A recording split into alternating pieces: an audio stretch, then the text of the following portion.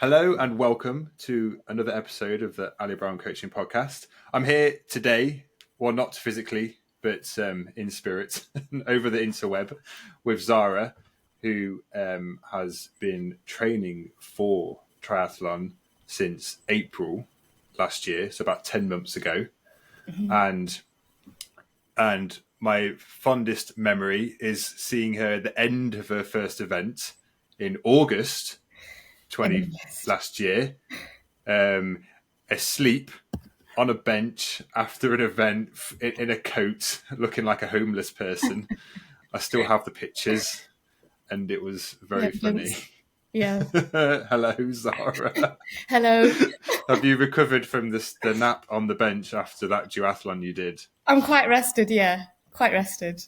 Good. Yeah. Was it comfortable? It was very comfortable, actually. I was very tired. Yeah. I was tired, and we had a good meal. What meal? Then, from the food truck. Yeah, the paella. Oh, yes, the paella. Had like a million. We had it so many times. I had paella at least twice, didn't I? Because I stayed over in the van in the boggy field. I remember, yeah. Yeah, that was brilliant. Had paella. I'd just done an event, and I was tired. We played chess before that, and then you went to sleep. Or was it afterwards? I was physically, emotionally, and mentally tired after that chess match as well. More so than the duathlon, or less so? That's hilarious. So I guess, that's where it ended up, didn't it? Asleep on a bench. Asleep on a bench, yeah. In Hever Castle at the end of the Italian walled gardens overlooking the lake. It was a great place to have a nap. I'm not going to lie. It looked pretty. It was a nice place. It was a great place, yeah. So where did the idea come from that you wanted to get into endurance sports? I think it's slowly sort of developed in my mind. I don't think I woke up one day and I was like, oh, I want to do triathlon or anything. But I think a few years ago, I was in this cycle where I sort of woke up, went to work all day, came back, ate, slept, and then repeat again and again and again. And I was like, oh, is this it, I think. And then I think one of my friends, I can't remember when it was, but they were talking about how they did a triathlon. And I was like, oh, yeah, I can, that's amazing. And I could never do something like that. And then I was like, oh, maybe I can. I don't know. So then that was just sort of simmering in my brain over the next sort of, I don't know how long it was. And then I put an advert onto, I don't know, a quote, I don't know. I just put into Google there's a website where if you want any services, you can go on there and ask, has anyone got this service? Because I want to buy this service. And then the people who offer the service can then pay to unlock certain people's contact details and then contact them. Exactly. But I just put it in Google. I just put Triathlon Coaches Essex, and then that website came up, and I was like, okay, I put something, I don't remember what I put. I just put, want to train, complete beginner. I remember it was good. What you wrote in there was good. Because a lot of people don't put in additional details or write stuff about themselves, but you did. And did I? Okay. Yeah.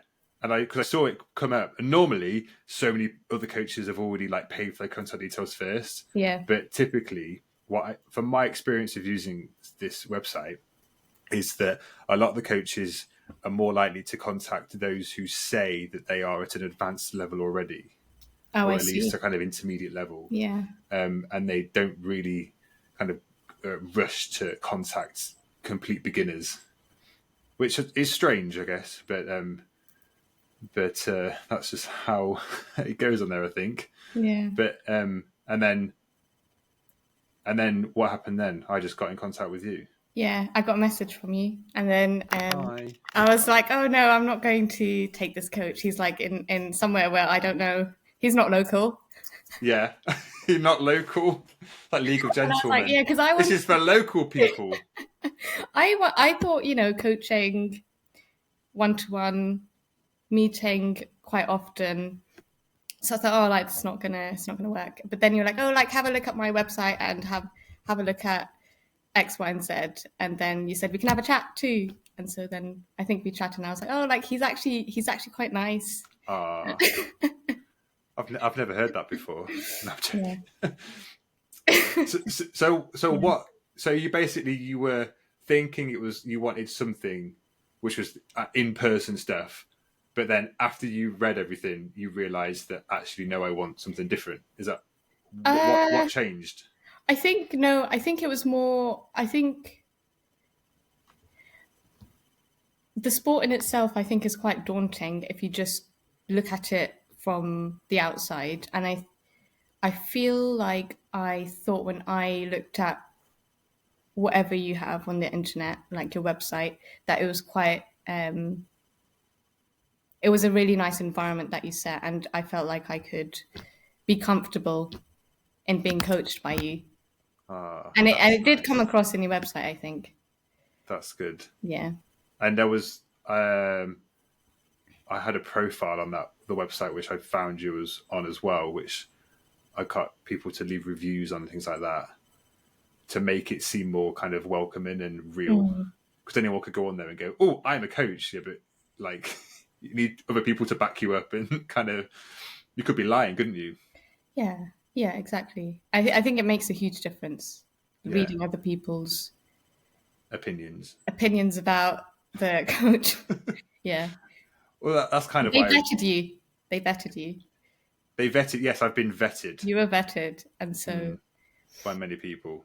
by Some lots many. of people, yeah. So then I was like, okay, yeah, I'll give them a go. Okay, yeah, How bad that's can it be? yeah, and then what happened? How did you feel then after that? After speaking to me, Um, and then yeah, I think I was like, yeah, we can start. I don't really remember. I think it was just like, yeah, okay. I'd be comfortable being coached because I think you have to be comfortable with whoever you're being coached with as well. yeah, Or they can't that's be what like I think. they can't be Or too weird, can they? Or you have to have some kind of connection to be able to yeah. get on with them. And I think it goes with sort of any mentor, any supervisor, any coach. You need to have some, even if you do have supervisors or mentors who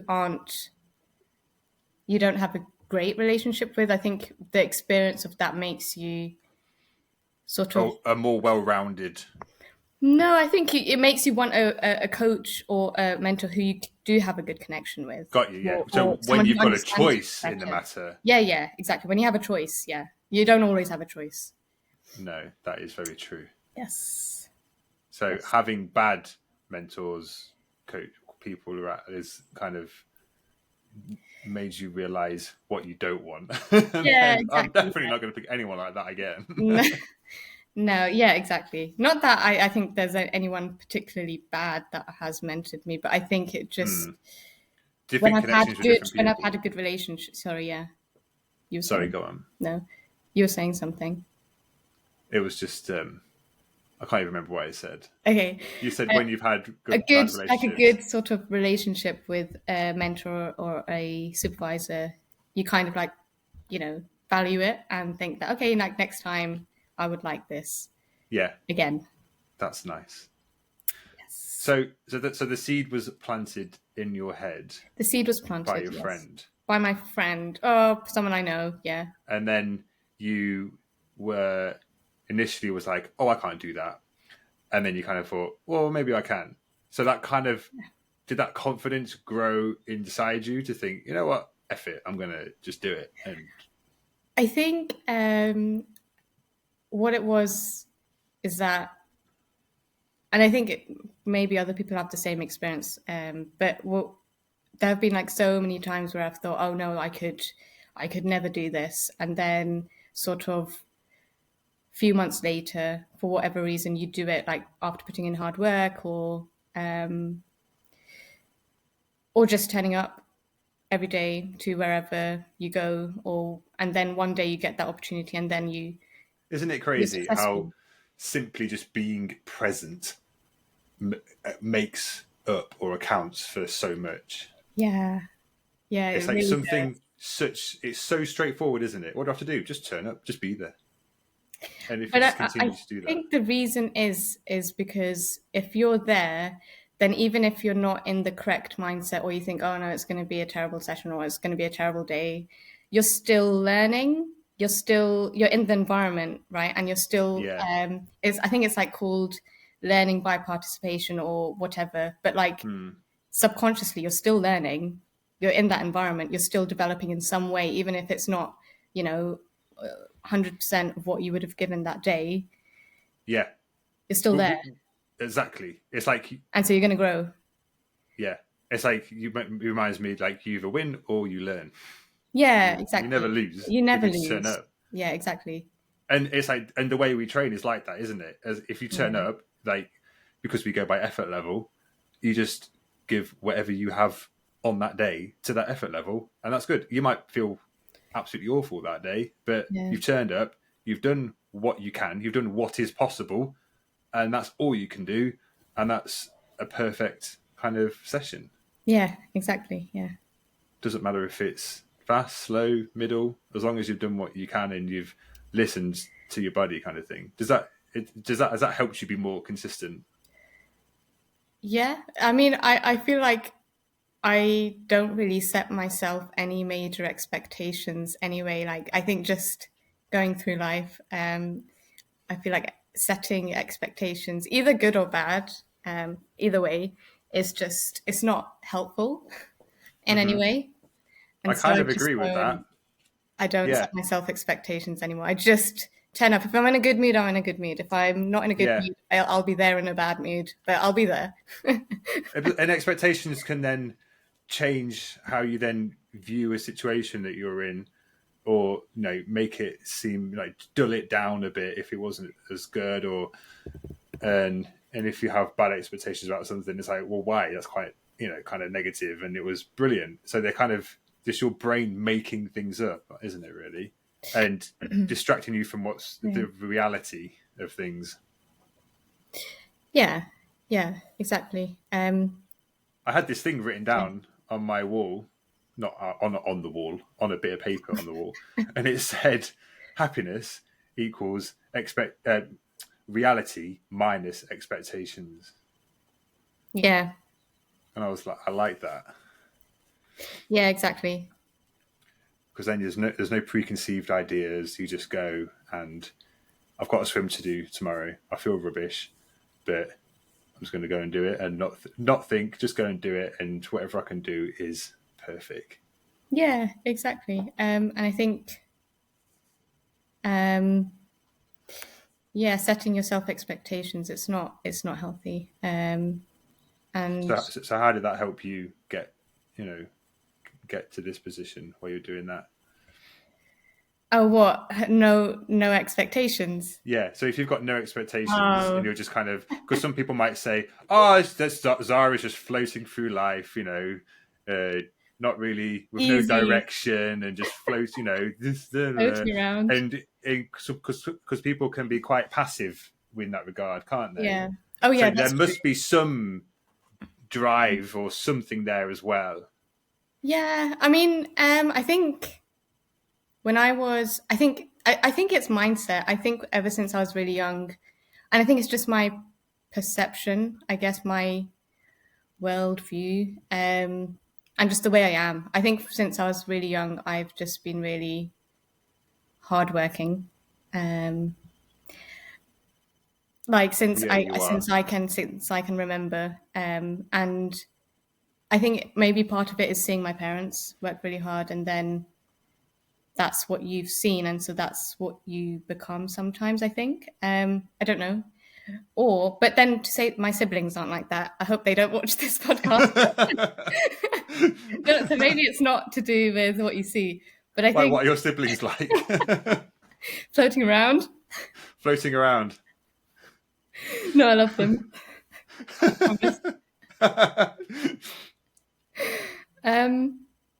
Yeah, I think I've just been like that since I was young. And it's just kind of carried me through. So whatever it is I'm doing. You've got the formula right. It feels like, and Yeah. one reason why I thought it'd be good to have to chat to you and to put it out there for other people to listen if they wish, is because you you managed to do all the training sessions. You very like there's maybe like 1 or 2 days where something's come up and you haven't been able to do something Yeah. or had to change things, which is like absolutely amazing. You have a very good job. You work a lot. You work shifts, Yeah. and you still just manage to do it all, and it's done. It's like, yeah, okay, done. Yeah. And there's never any excuses. I don't think I've heard an excuse once or a complaint or this is just like I've done today this that and whatever. It's just finished, and like it's kind of like you kind of go through it as if it's no big deal in a Yeah. way. Does that make sense? Yeah, no, I know what you mean. I think I think I know what you're getting at. So I don't. Yeah, I think for me, an excuse is either. It sounds really bad, and I think people are going to hate me for saying this. Go for it. No, No, I I won't think hate like you. unless I'm like dying, or someone else is dying, or someone really, really needs me, Hmm. and that time when I was meant to be training is taken up by that very, very, very important thing or Yeah. person, then it's very hard for me not to do the training. As in, I just feel like if I've made sort of a commitment to training a certain way or to a certain lifestyle, then why? And it's something that I want to do, and you're helping me achieve that. Then why would I? Well, why would I not? Hmm. Why would I not complete it? But also, I think I don't know how other people. Again, I think it's mindset. I think Yeah. I don't know Yeah. how other people approach it. Sorry, he was saying. Yeah. It's interesting because your mindset is rare in Okay. my experience. Like there are not many people who are like. So for you, it's like no question. It's like I've Yeah. committed to this. Even if I don't feel like doing it or feel a bit rubbish or whatever, I've committed to it. I've said I'll do it. There's nothing stopping me from doing it because I'm not dying and no one else around me is dying. So, Yeah. Exactly. so I'm going to do it. It becomes like it's not even a question of whether you're going to do it or not. It's I am going to do this, and I don't have to think about it. I don't need to think about it. It's No. getting done. Yeah. Exactly. Because like, let me ask you a question. Okay. Okay. Um, so did you? I think you said you used to work in corporate, right? Yeah. I Yeah. have had a few jobs in Okay. corporate world. Okay. So when you got up, when your alarm went off in the morning and you had to go to work, did you ever think like, oh, I really don't want to go to work? But what did you do? Yeah, force yourself because otherwise you can't just you'll have no job left at the end of the day if you didn't go Yeah. into a corporate job. Yeah, you wouldn't have a job and you wouldn't have the money to pay your bills. So you just get up and do it. Hmm. You just get up and do it. And I think it's the same with anything else in life, which includes, sports or. What about if it's because some people may say that yeah, but doing your training is like not your job. It's an additional thing in your life. Which if you didn't have it, you still be able to. You still have your job. You still have be able to pay all your rent and stuff. So is there something extra which on top of that, which makes you just get up and do it? I think, well, I mean, you're doing it for your health, aren't you? Ultimately, that's what you're doing it. I mean, I don't know if anyone wants to become an Olympic. I don't know. I don't know. They might do, but I mean, for most people, I think it's for health and lifestyle and to sort of foster a healthy life. I think, Yeah. and so just like your job, why do you need why you don't need motivation to go to your job and so pay the bills. So why do you need motivation to get the training done for your health? I don't get it. It's interesting, isn't it? Why do you need to, yeah. Because so many people don't have the motivation to train and exercise, and so many people don't exercise whatsoever. But why do you need a motivational, like, you know how some people watch motivational videos? Why do you need to watch a motivational video about sports or watching someone else do sports to motivate you to do it? Like, you don't need to watch someone else go to work to motivate you to go to work. Do you know what I mean? Like, you don't. So why does that not apply to everything else that you have committed? It's so interesting, isn't it? Yeah. I think it must boil down to people's core underlying reasons for wanting to do the sport in the first place. And some people, like you say, it's because I want to be healthy. I want to minimize my chances of getting ill. I want to be able to live longer. I don't want, it might add X years to my life. I might not have to spend so long in like a retirement home, and I could have more active years left in me. So I think that fundamental underlying principle or reason, I think that is the healthiest thing, which gets you out of bed. But not everyone does it for that reason, do they? People would do it. People do it because they want to win, or because there's other.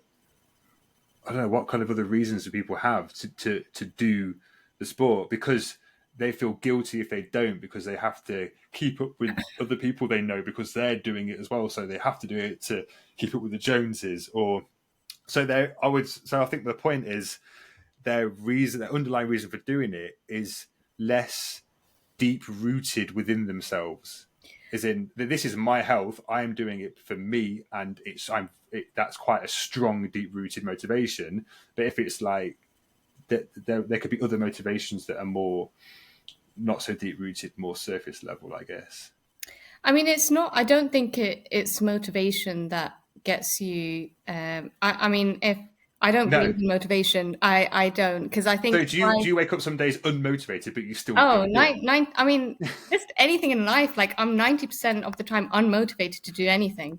Am I motivated to go to work? No. Am I motivated to clean? No. Am I motivated to, I don't know, do the dishes? No. But you do it. You do it anyway, don't you? So is it discipline? Is it commitment? It's discipline. But I think your discipline comes. It all sort of reels back to mindset. Like everything, discipline, willpower, everything goes back to mindset. So, I don't believe in motivation whatsoever. I don't think I would have achieved anything in life if I relied on motivation. And I think it's just not a healthy way to approach things, because you won't have motivation all the time. No. And I think, it's definitely mindset. So I think there's, like you were just saying about if someone wants to win races, what sort of motivation are they looking for, and what would drive them to do all of their sessions? And I think, again, mindset, like maybe I just see it very differently, because I don't think, it just one thing. That's why it's so interesting, because we all see it so differently, don't we? Yeah. Like, for example, if someone, if I just give a random example, like if someone needs to get up before work to do their training at 5:30 instead of getting up at 6:30 to go to work, then I guess the first thing that would maybe cross a lot of people's minds would be, your alarm goes off and I just would rather to have an extra hour in bed and then go to work rather than go for the run or go to the pool for a swim. But I think that in itself, where do I start with privilege, I guess, in that moment? Where do you start with privilege? Because, and I think everyone is so I guess, wrapped up in their own bubble, not thinking about anything else outside of their life. But firstly, you have a phone. You're rich enough to have a phone, which went off, woke you up in the morning. And then to remind you to go to a gym that you're paying for, or a pool membership that you're paying for, which you'll get to with your car. And the session was made by your coach, which you're also paying for. So you're rich. You have a lot of money to. First, that's the first point of privilege. I guess the second point of privilege is that you don't have any major problems in your life that would. And by major problems, I mean you don't have a roof over your head. You don't know what you're going to feed your children that day. You don't know. You're in a war-torn country. You have a major sickness, major problems. I think everyone has minor problems like financial, relationships, so be it. Like everyone has those, but I think major problems, especially in sort of first world countries, don't really have them. And so, if you don't have those problems, that's the second major sort of red flag. Okay, and then the third thing is that you are physically able. You have a physically able body. You are able-bodied enough to be able to do the sport that you enjoy, and you didn't sign up to the sport because you don't enjoy it. You definitely deep down you enjoy the sport, and you want to go somewhere with it. So I just think like if the first thing when someone wakes up with that alarm is, I wish I could I'm just going to turn my alarm off. I want to sleep for an extra hour. Like, where do I start with privilege? Like in that statement, I just think it should be the complete opposite, shouldn't it? Like you should be grateful that you are able, to have the finances, to have, minimal life problems and be able to do this sport that you love. It's a huge blessing, I think. And I'm not saying you should jump out of bed and skip to the pool, but I'm saying that, you should be like, okay, you should try and fight that thought and think that, oh, you know what, I'm so grateful that, I have a pool nearby, that I'm able to do this sport, because not everyone can, and you can't guarantee that you'll be able to in the future as well. I think we all think that. Exactly. Yeah. There are people who can no longer, or who are in a wheelchair, have had things happen. So it's like, how lucky am I to be able to do this? Yeah. I have everything around me set up to allow me to do it, and I am able-bodied enough to go and do it. And in doing so, I better my life on all fronts, mentally, physically, everything. So who the hell am I to waste that and not do it? Yeah, absolutely. I think that's just the way I see it. I don't know, but I think it does come in. Yeah, I don't want to say it, but it is kind of ungrateful in some ways to be like, oh, just because you don't know, anyone could have a stroke and become,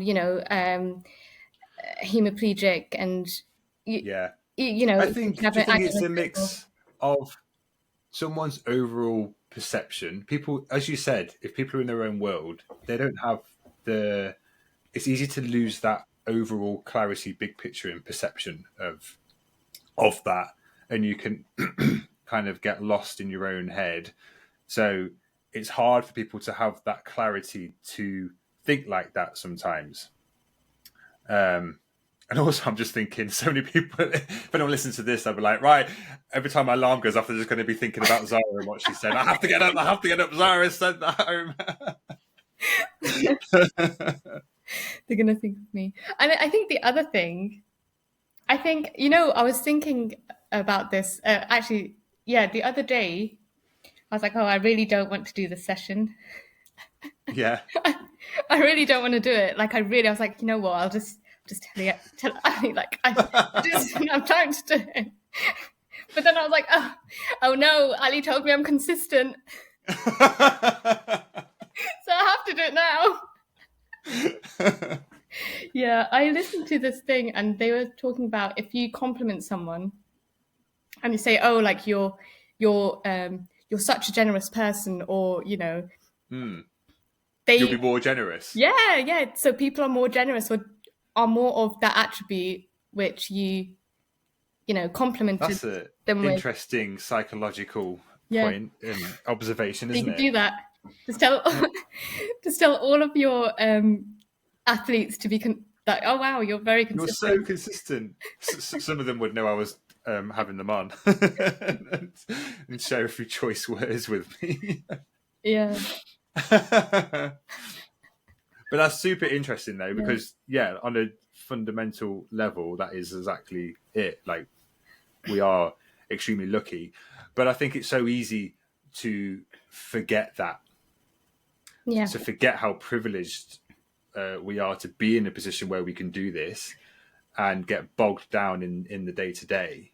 yeah, And so I think for a lot of people, the skill is to always have that perception at the forefront of their mind and not let them get lost in the day to day and then forget that perception in the moment. yeah, Because then yeah, exactly, yeah, this is yeah, you can go so deep into this, couldn't you, if you were yeah. studying You could. psychology or something. I don't know. I think maybe the other thing is like when I was younger, my dad was like, "Sorry, if you do anything, do it properly. Yeah, Do I it hear that a properly. Don't lot. do Yeah, it yeah, half-hearted. Do it yeah. properly." And I feel like that just stuck with me for a very long time. I like that. Yeah. Um, There's no point in doing something half-hearted. You're just wasting your own time and everyone yeah. else's. It's either do it properly or don't. Just Or do just, something else. I mean, you could do it half-hearted, but I mean, Hmm. if that's enough to, I don't know. I've just never done anything half-hearted. I've always been like, no, I'm doing it. Like, there's not an option. Okay, just get up and do it. It's Do like, you, sorry, yeah. so do you think having that belief counts for so much? And you can, if you just think and believe that I can do this, and do you think that's half the battle?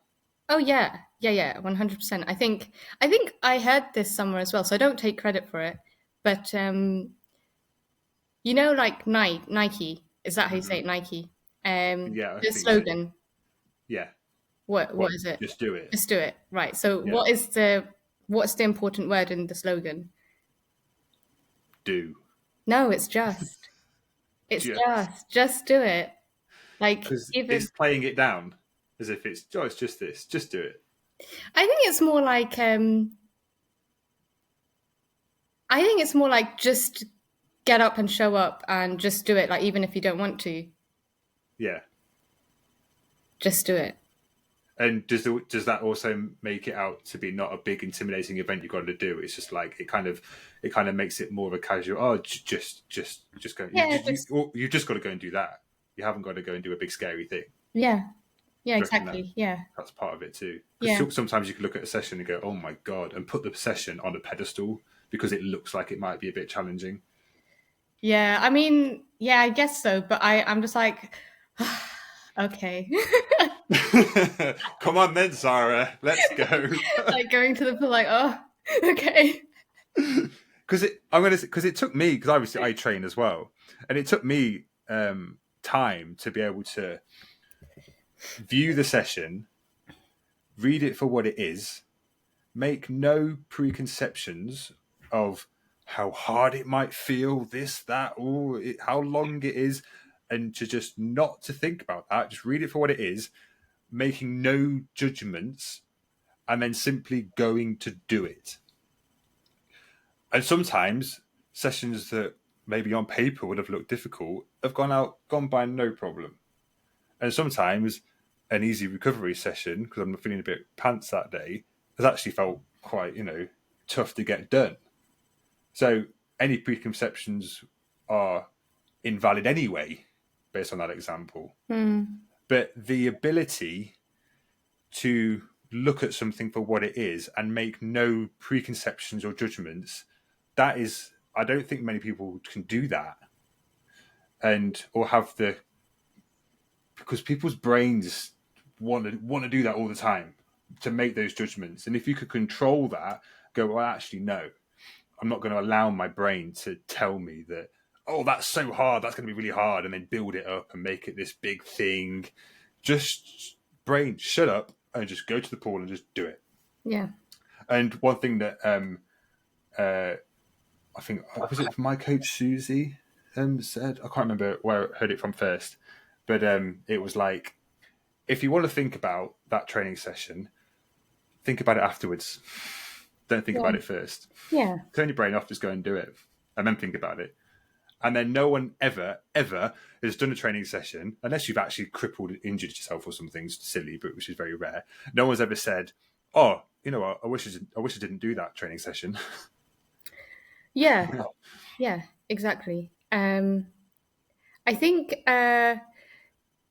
Well, I can't speak for other people, but I can speak for myself that I think in my experience, because I think going through, my own sort of, not sports training, but like training in my job, we have supervisors and we have throughout the training, and so sometimes they'll say things that, oh, do this today, and you're like, no, I don't think I can. You think that you don't think you can do it, but then at the end of it, you've done it.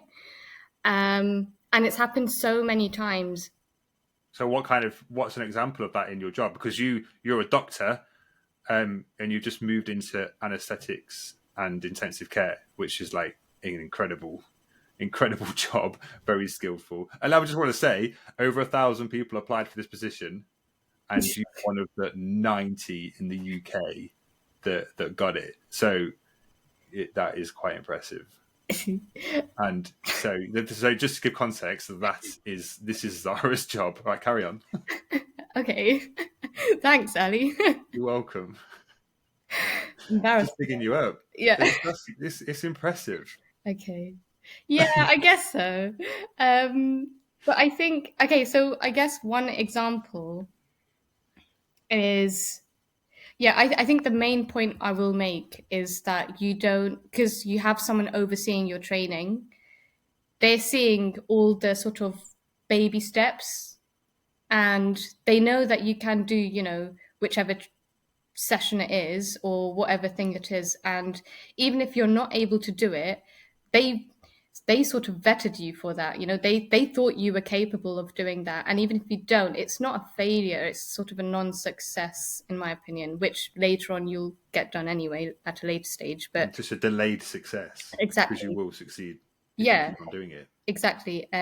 So I'll just speak of one recent example because it happens all the time. So I was in obstetrics before this. So one of the main things that you have to get signed off, or you have to get good at doing, are cesarean sections. So I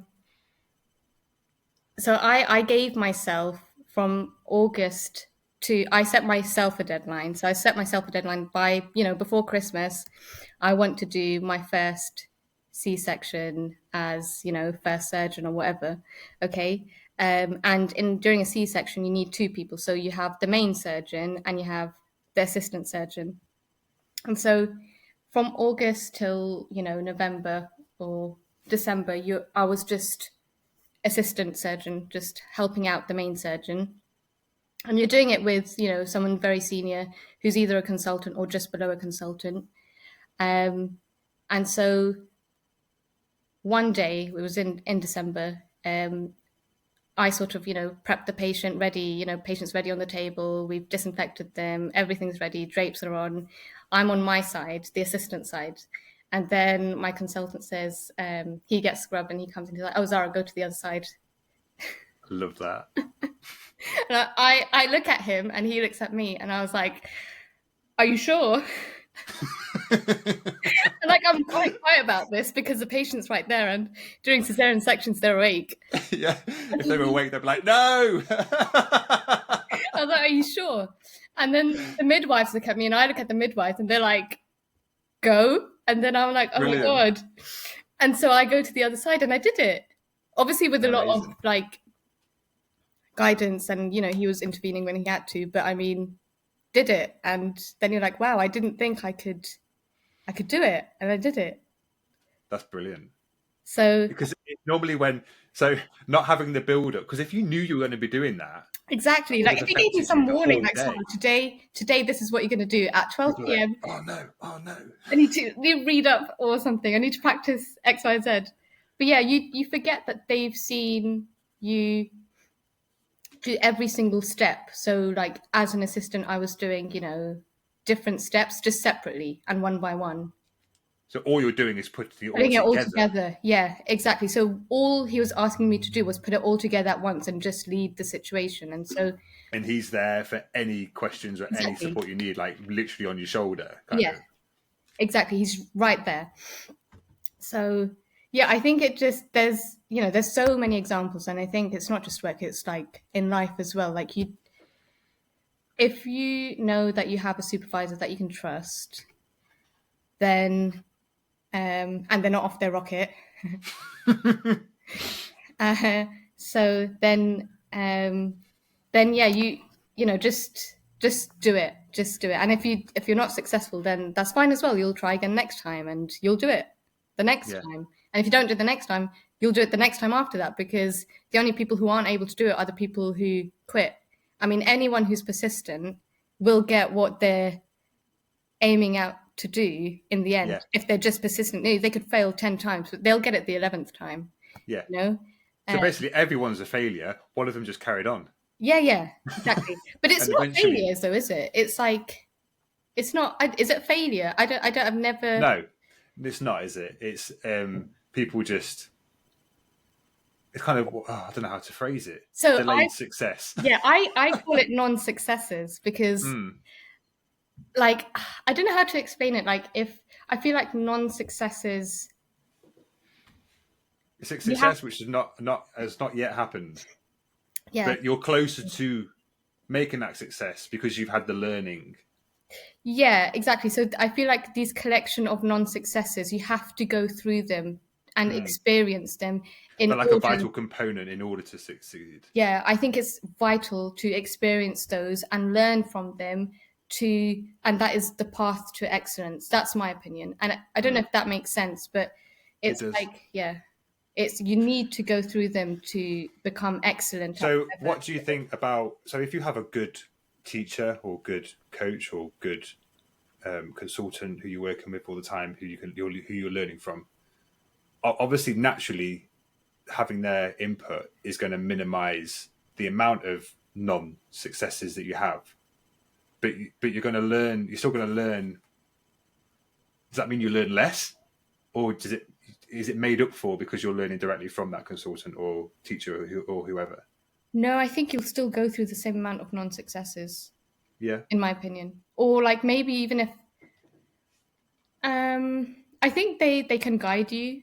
But it doesn't mean that you won't I mean, it doesn't mean that you're going to win every time.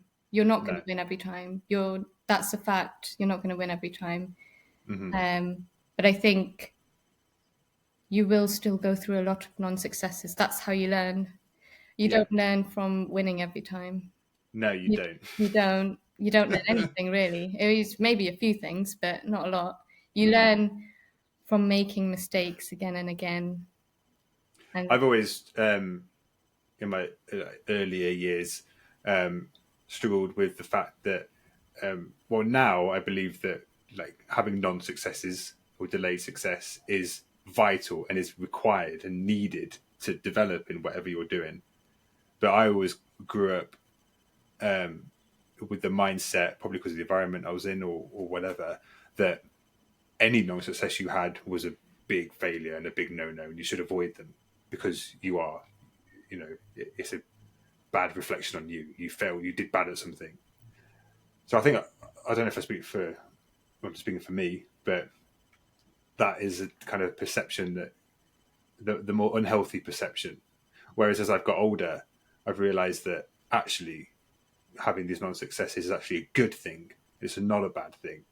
And if I keep having them, I'm going to learn more from them, and eventually I'm going to have the success. yeah, So the mindset is flipped. I think it was the same for me. Yeah, Yeah, having people put expectations on you and excuse me, yeah, just people saying that, oh, you didn't do well enough in this, or you failed at this, or Or you're never going to be like this because you're just not that kind of person, yeah, or you can never achieve this. exactly. Because not everyone grows up a prodigy or a genius. I'm not a No. genius in any way. Like, if anything got me through to what I'm doing now, it's because I worked so hard. And you have that. I want to say um, you have that self belief, kind of quiet determination, self belief about you that if I put my mind to something, I can go and get it. Yeah, because I've proved And my self wrong so many times because I was like, no, I can't do it, and then I did it because I just worked and hard. oh, that's interesting. So like that you've like learned that I've from that. learned that from continuous. Yeah, in the beginning, I just used to work hard, and I was like, oh, I just don't think I'm going to work hard anyway because that's how I grew up. But yeah, and then I was like, oh, I actually did it. Okay, and it happened again and again and again and again. Or sometimes I would fail, and then I failed, and then I'd get it. Or like, but if I consistently put in the work, Mm, you do get the result. And I'm not talking, it doesn't have to, it doesn't always come instantly, but it yeah, does come in the end. If you continuously put in the work, it does come. this is very interesting. Yeah. I didn't believe in myself. I was like lacked a lot of self confidence and Mm. when I was younger, and I didn't think I could do a lot of things, but then I just worked really hard. So did that change just because of what you just explained and your experiences and learning from them, or were there other factors as well that helped you build that self confidence Um, Self confidence in what respect? in believing that I can go and get what I want, and if I want this, I can work hard and I can do it, and I know I can do it, and I might fail a few times, but I can go and do it. So having that kind of quiet self confidence, I'm going to say. Yeah, it's through experience. It's like since I was, 11 years old, sort of. Mm. It sounds like really cliche, but No, it literally, doesn't. like, since I was 11, it's just what I experienced. I was like, oh, okay, like, I actually can do this stuff. You just have to do it. Yeah, You just have to keep working at it, and then you will get what you want to try and achieve. So yeah, you do. I actually fundamentally believe that you can do anything that you set your mind to. And I don't think, and even if you don't achieve it, you'll get very close. hmm You'll get very close. And it might take years and years and years. It might take 10 years, it might take 20 years, but you'll get there. but if you really want it, and Yes. not just say that you want it, if Yes, you exactly. really want it, I mean, I'm you saying this whilst, assuming that you'd put in all the work necessary and not like, uh, work with guidance, not sort of work that's not going to get you anywhere, work that will be fruitful in whatever you're trying to achieve mm, and allow you to develop whatever you need to develop to get to wherever you need to be. because underlying your underlying beliefs and wants are so strong that eventually you'll get it if you just persist. Yeah, exactly. So because Hever Castle, where you did the triathlon, was meant to be a triathlon. So you haven't actually done a triathlon yet. No, I So haven't. we're training at the moment Yes, we are still. still. So if we look what we just said and put it into the world of endurance sports, what does that look like, and what do you believe you can do, and what what's it, what do you want to do with it? That's a good question. I don't think I've fully thought about this either yet. I just sort of set out with a very, I guess, maybe not basic goal of just doing one, and then just seeing where I go with it, and obviously improving after I've done my first one, improving and just continuing to improve and do races that appeal, I guess, Mm-hmm. or ones that you think that I could do. Because sometimes I think it's hard to be objective about your own capabilities sometimes. Yes. And it's very easy to limit yourself. Even though I know I've said everything I've just said, I think it is still very easy to limit yourself and be like, okay, I think I can only do this goal, but I don't think I can do that goal. But I do think, I do believe you can do everything that you know, if you put the hard work into it. But I think sometimes, I don't know. So for me, it's just sort of do a race and then see where I go from there and Yeah. see what you think. See what I think. Yeah. I approve, Zahra. Very good. You can continue. You have passed to the next round. You've unlocked the next level. Level 2. It's like that program that I watched, the 3-planet problem or something. Don't know. What level are you on? Which is, but that's Level 0 at the moment. level 0. No, you've done a duathlon. Okay, level 0. At least 5. level 1. Level 1. Level 5. Yeah. Level 5, okay. Level 5. We haven't even discussed how many levels there are. What level is Olympics? Yeah, don't know. Level 6.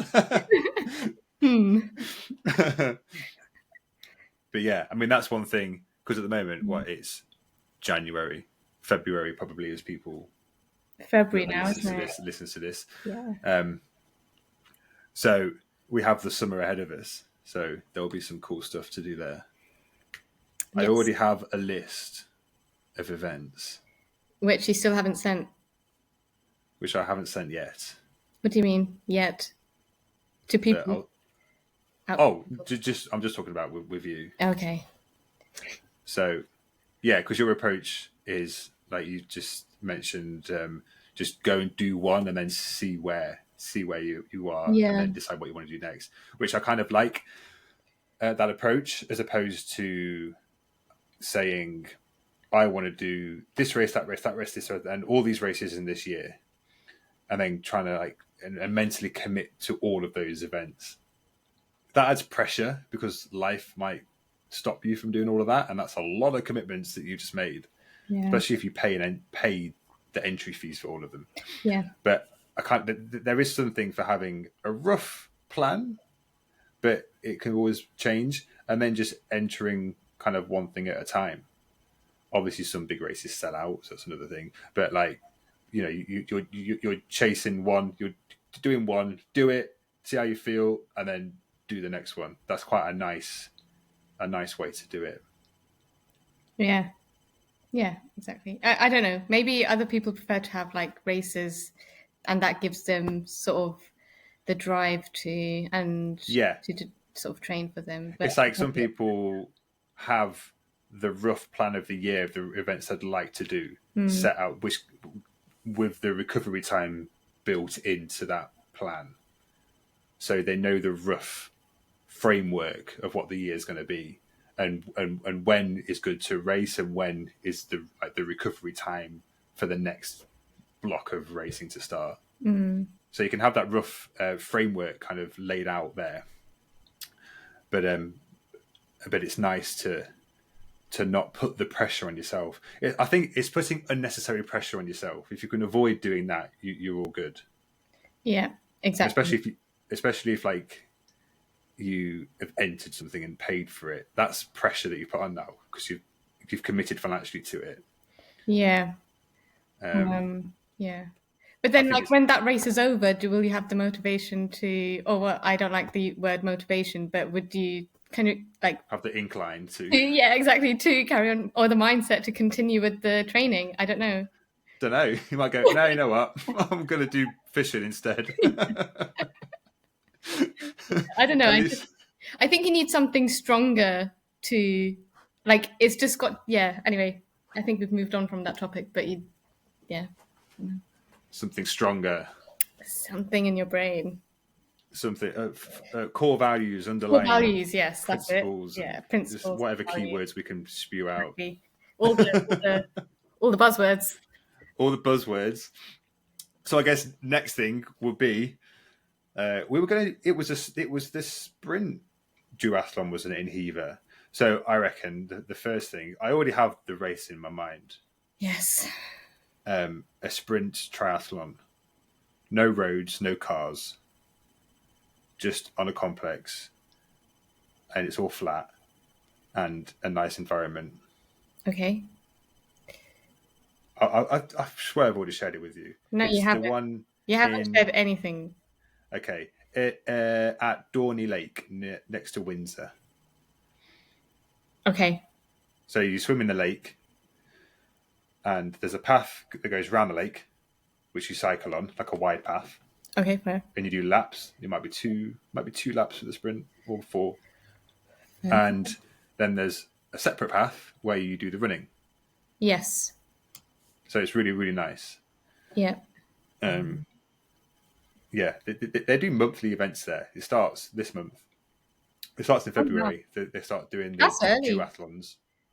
Oh, duathlons. Not the swimming. Yeah, just the duathlons. Okay. And then I think the first triathlon it's either April or May. I think it might be April. Okay. So yeah, that could be a good I event. see. Yeah.